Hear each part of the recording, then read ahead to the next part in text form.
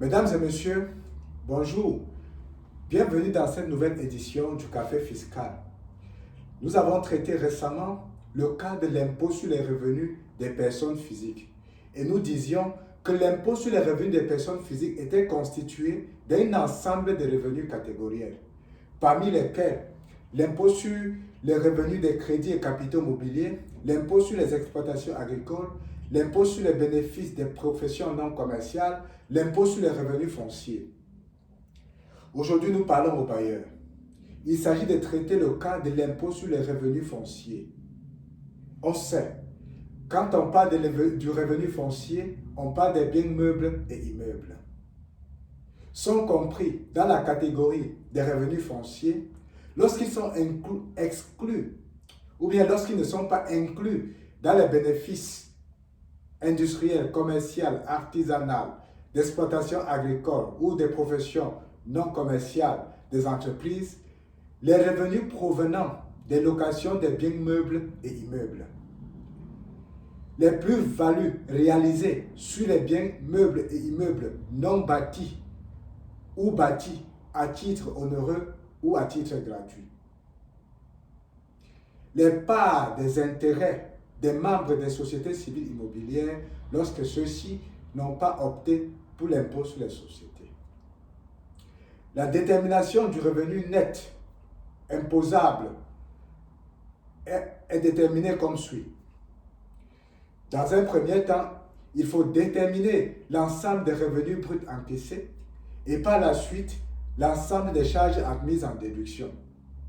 Donc le revenu net est obtenu par déduction sur le revenu brut encaissé de la charge admise en déduction. Il faut donc retenir que la loi autorise jusqu'à 30% de déduction de cette charge ramenée au revenu brut. Autrement dit, la charge déductible ne peut excéder 30% du revenu brut encaissé. À titre d'exemple, pour un loyer collecté à 10 000 francs le mois, ramené à 12 mois, on a un loyer annuel de 120 000. La loi prévoit que la déduction admise ne peut dépasser 30% de ces 120 000 francs.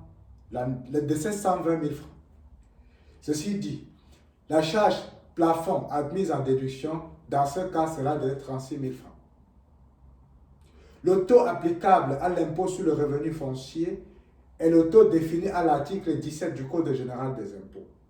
Il s'agit pour l'heure de 30%, auquel il faut ajouter 10% du centime additionnel, pour le cas du Cameroun.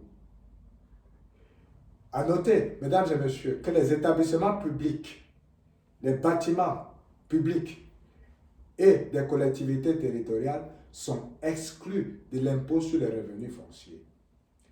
En somme, on dit donc que sont soumis ou bien sont compris dans le cadre de l'impôt sur les revenus fonciers les revenus provenant des locations d'immeubles bâtis ou non bâtis, les plus-values réalisées sur les immeubles bâtis ou non bâtis à titre onéreux ou gratuit, les parts d'intérêt des membres des sociétés civiles immobilières ayant opté pour l'impôt sur les revenus. Et comme déjà souligné, la détermination du revenu net imposable n'est que la différence entre le revenu brut encaissé et la charge admise en déduction. Et que cette charge admise en déduction ne saurait dépasser les 30% du revenu brut encaissé. Mesdames et messieurs, c'est l'information que je voudrais partager avec vous aujourd'hui. Si vous avez d'autres questions concernant le revenu foncier, posez vos questions et on prendra la peine de vous répondre. Connectez-vous, abonnez-vous et dans les prochains jours, vous recevrez les informations sur les autres catégories d'impôts traitées dans ce cas. Je vous remercie.